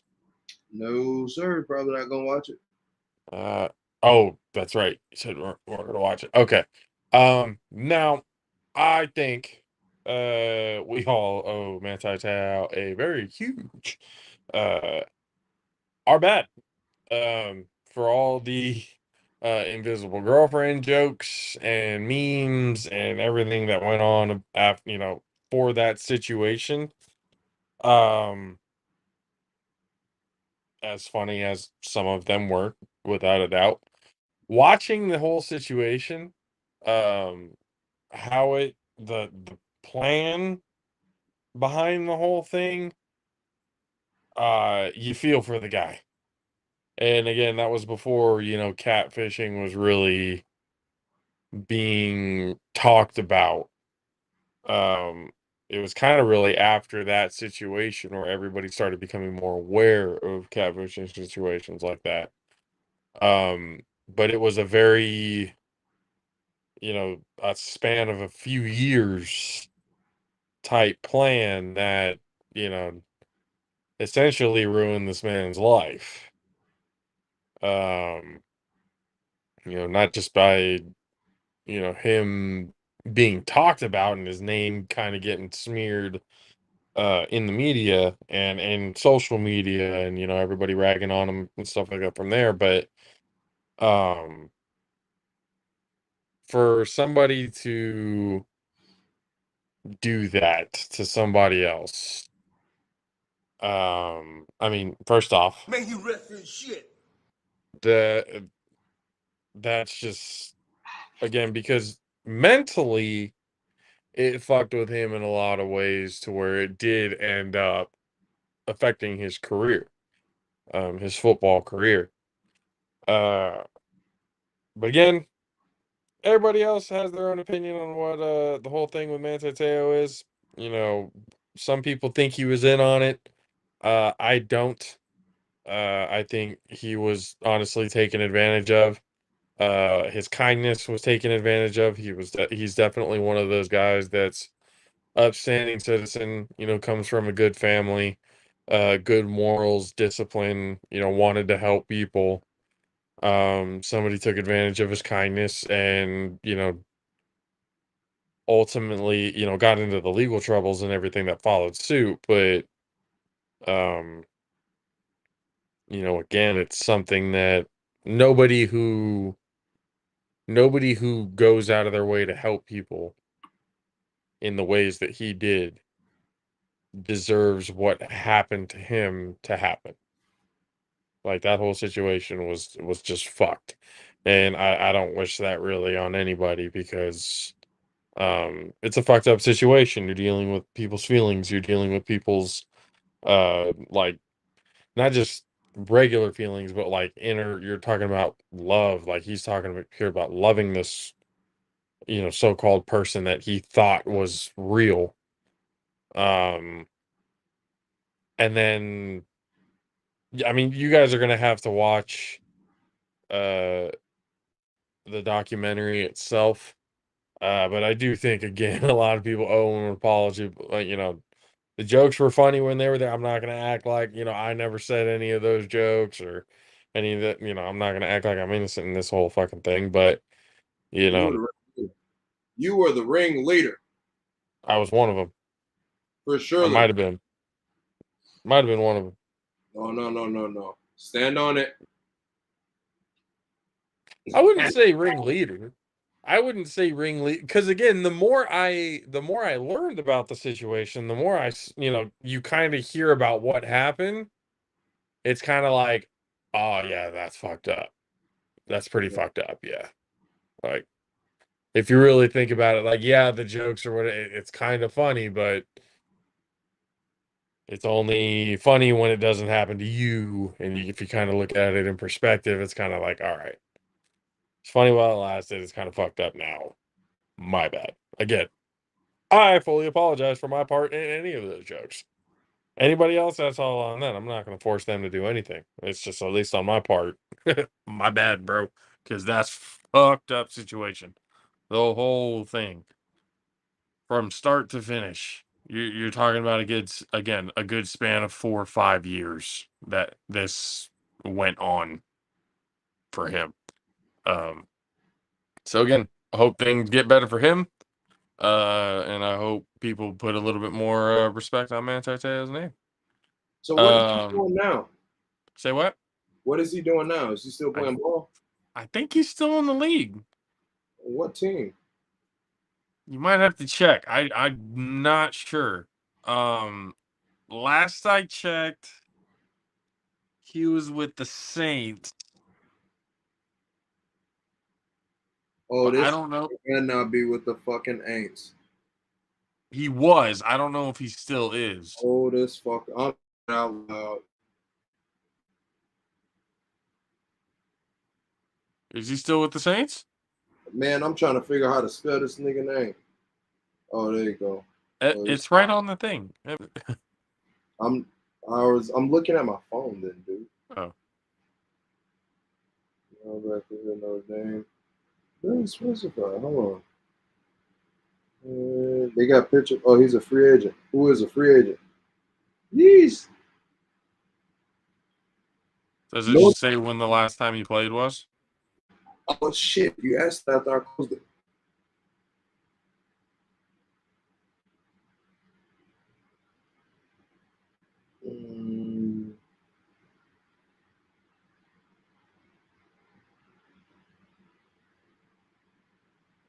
Sorry for the dead time, people. Yeah, sorry guys. We're just I mean, it was a quick search. I'm just trying to figure it out. It's like 2019. So 3 before years. the pandemic. Yeah, they got him up out of here before COVID. Goodness gracious. Damn.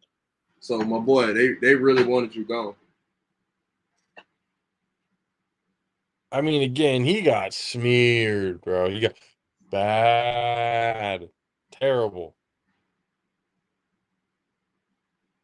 Like, this shit was so crazy to people because it was so unlike really anything that really happened, that people couldn't believe that would happen. People literally thought that he was a part of it, that this was a whole, scheme for publicity and everything else like that.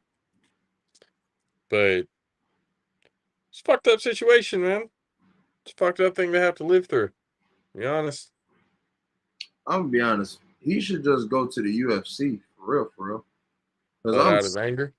Bro, I feel like he'll go in there and he'll tap into some shit. Motherfuckers will get scared. Like, yeah, we know you got repressed anger, fam. We seen you on national TV. Like, yo. Emotional damage. I don't know if that was fitting for this one. The man really got emotional damage, bro. Yo, and I'm trying not to laugh at the situation.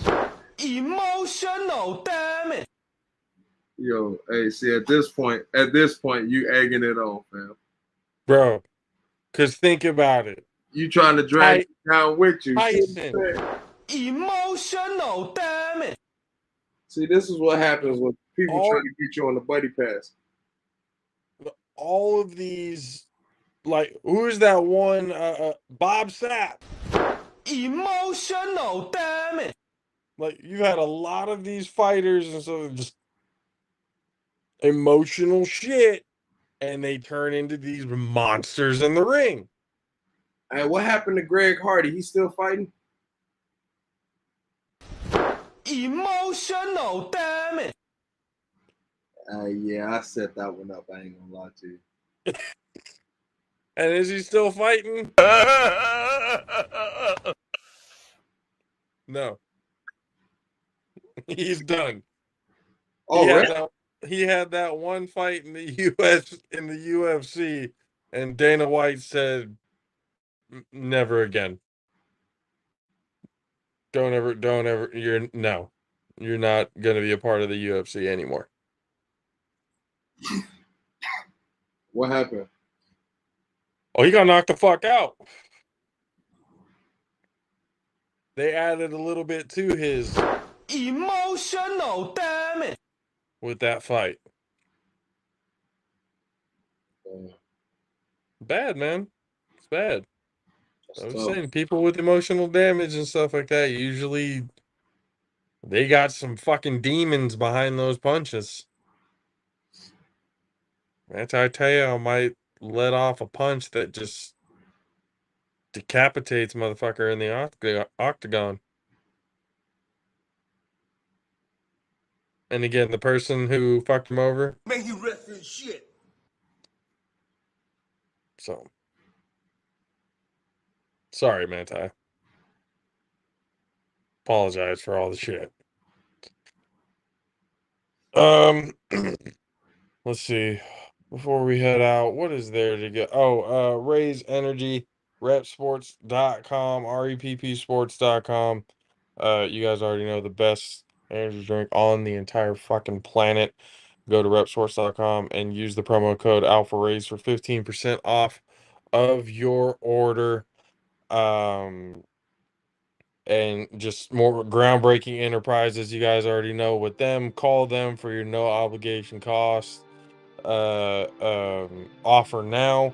510-646-7891 for again your no obligation offer right now. Groundbreaking enterprises doing big things. Big shout out to Kenny and Seabass out over there. Groundbreaking enterprises doing their thing. Gunner Sports, Leslie Jackson, everybody over there. Bay Area Cali Classic, Gunner Sports Academy, getting these kids ready for the season. If you want your kid to become a better athlete as well as a better person, Gunner Sports Incorporated is who you want to get a hold of and be a part of. Leslie Jackson's really got something going there, and we can't wait for the next Bay Area Cali Classic game to take place. And last but not least, Mountain Mike's Pizza, the way it ought to be. Shout out to Dave and the crew, everybody over there on Sunrise Boulevard who allowed us to do the Super Bowl watch party last season. Probably doing the same thing this next season. Maybe a couple more watch along things throughout. We'll see what goes on. But again, appreciate Mountain Mike's for being partners with us as Well, once again, Corey Hammond with the college football update, the newest addition to the Jaffo family, the college football Jaffo correspondent, Corey Hammond. I appreciate him for coming on to the show. Again, all the um, social medias, Jaffo Sports on Instagram, the Jaffos AP on Twitter, Pernada Rose Productions on both YouTube and for Facebook. Going to be getting some things done really soon. A big step in Pernada Rose Productions the next few weeks. I will be getting the LLC set up and getting the websites and everything like that so it could be absolutely official and we can get things absolutely started and rocking with the All Pro Jaffos. We got big plans for the podcast as well as for Pernada Rose Productions, and we want you guys to be a part of it. If you guys want to help see this become bigger than what it already is now, once again, we are heard worldwide, 12 different countries other than the U.S. And if you want to be part of the Jaffo Army and you like what you see here, weekly episodes, 2 episodes per week right now, Monday and Thursday. And once again, that can turn into daily depending on you guys. We would like to be organic. We don't buy followers. We don't, do all of that shit in order to get that fake recognition. It's all about being organic and it's all about being a community here at the All Pro Jaffos. We're all just here to have fun and talk a bunch of shit about sports, and our favorite teams back and forth. And that's what we like to do here. If you guys want to be a part of it, once again, you got GoFundMe's, Venmo, all that shit. Just get in touch with us. Pernada Rose Productions 888@gmail.com if you want to get to know more of us. DM us. Got any other opportunities you want to invite us somewhere for extra coverage or whatever it may be. We try to cover high school. We want to cover college. We're trying to do the whole thing, a little bit of something for everybody.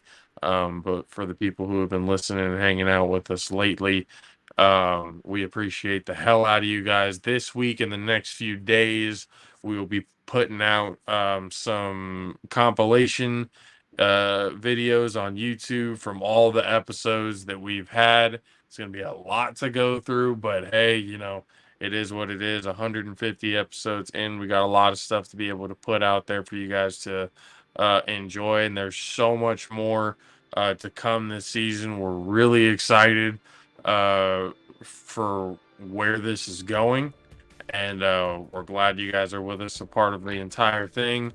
Mad Sticks, shout out to him doing his thing. He's got the Young Dro concert and everything like that coming out this weekend. Kay is going to be in this this neck of the woods next weekend. So the show,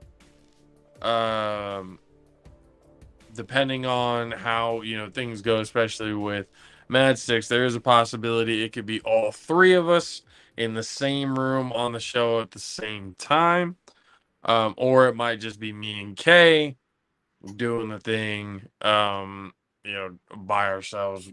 Again, Mad Sticks, very busy man with everything that's going on with him. He graced his presence on the show last episode. We appreciate him for doing that because we were on here for like another hour and a half with him, just shooting the shit and talking just like old times. But again, he's very busy. He's going to be coming back soon. So maybe in November, December, around that time. That'll be towards the end of football season and stuff like that, when playoffs and stuff really get crazy. So once again, appreciate you guys for hanging out with us. We're excited for what's to come. You guys should be too. You want to see more, help fund the show, or just keep hitting the like button, keep following, share, subscribe, on Spotify and everywhere else you listen to your podcast. Hit 5 stars, leave a rating. That always helps the show.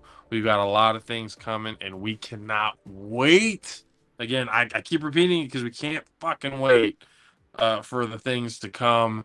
We're really excited about it, and hope you guys enjoy the ride. For myself, JP, for the 610 Beast from the Southeast, Mr. Country K, the highly elevated sports talk for the highly elevated sports fan, the All Pro JAFFOs. We will see you guys on Thursday. Deuces. Aloha.